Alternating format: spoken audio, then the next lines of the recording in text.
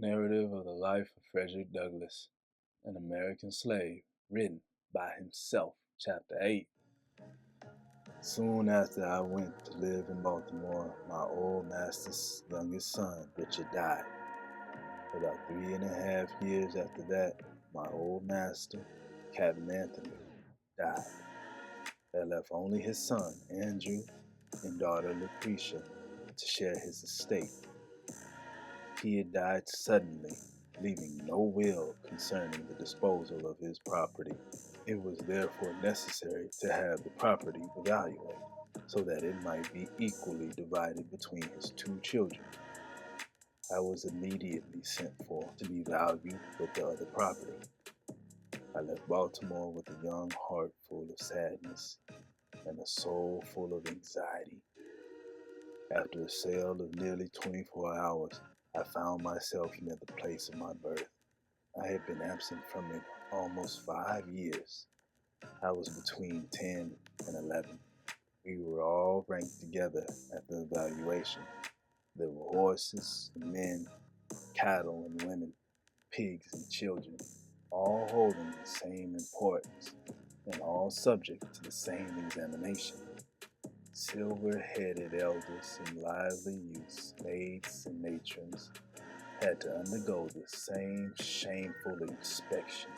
At this moment, I saw more clearly than ever the brutalizing effects of slavery upon both slave and slaveholder. After the evaluation, then came the division. I have no language to express the anxiety which we poor slaves felt during this time.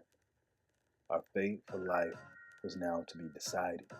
We had no more say in the decision than the beast among whom we were classified. A single word from the white man was enough to separate forever the strongest ties known to human beings. In addition to the pain of separation, there was the dread of falling into the hands of Master Andrew. He was known to us all as a cruel wretch, a common drunkard who had, by his reckless mismanagement, already wasted a large portion of his father's property. I suffered more anxiety than most of my fellow slaves. I had known what it was to be kindly treated. They had known nothing of the sort. They had seen little or nothing of the world. Their backs had been familiar with a bloody lash and had become tough. Mine was still tender, for in Baltimore I got few whippings, and few slaves had a kinder master or mistress than myself. The thought of going from their home into the hands of Master Andrew terrified me. This was a man who, only a few days before, had taken my little brother by the throat, thrown him on the ground, and stamped on his head with the heel of his boot until the blood gushed from his nose and ears.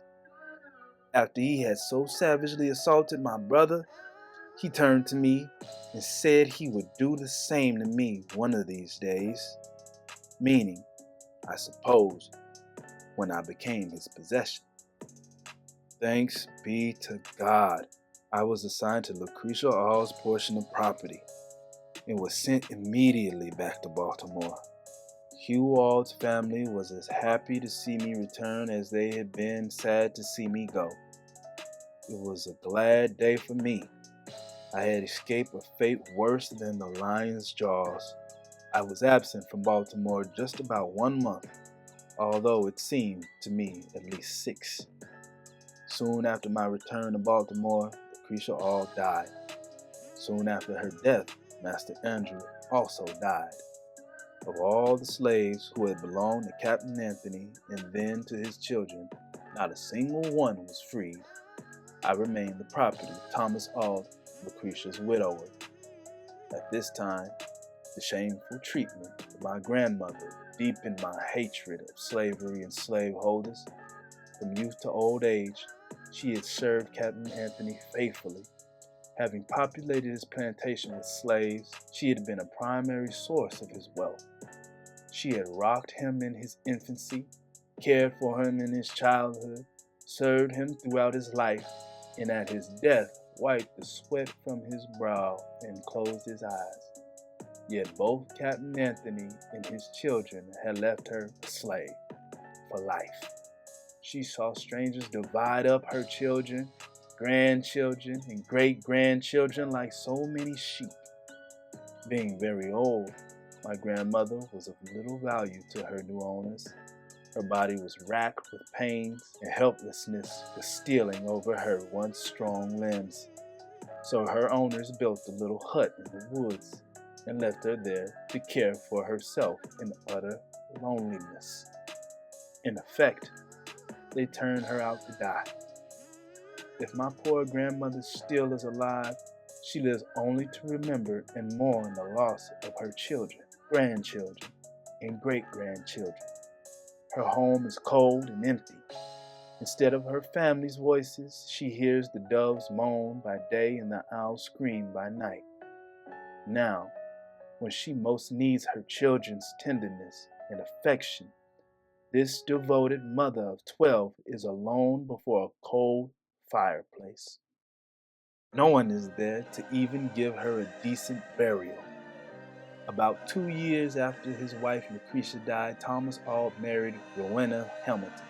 Soon after the marriage, Thomas Auld argued with his brother Hugh.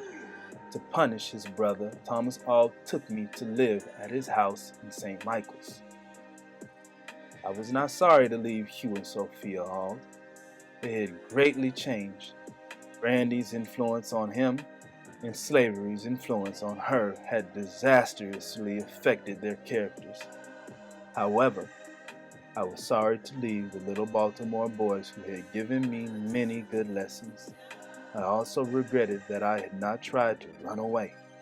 The chances of success are 10 times greater from the city than from the country. So I sailed from Baltimore for St. Michael's. During the trip, I paid special attention to the route that steamboats took to Philadelphia.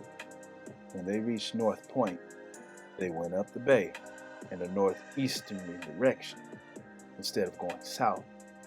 This was important information. My determination to run away had been revived. As soon as I had a good chance, I would try to escape.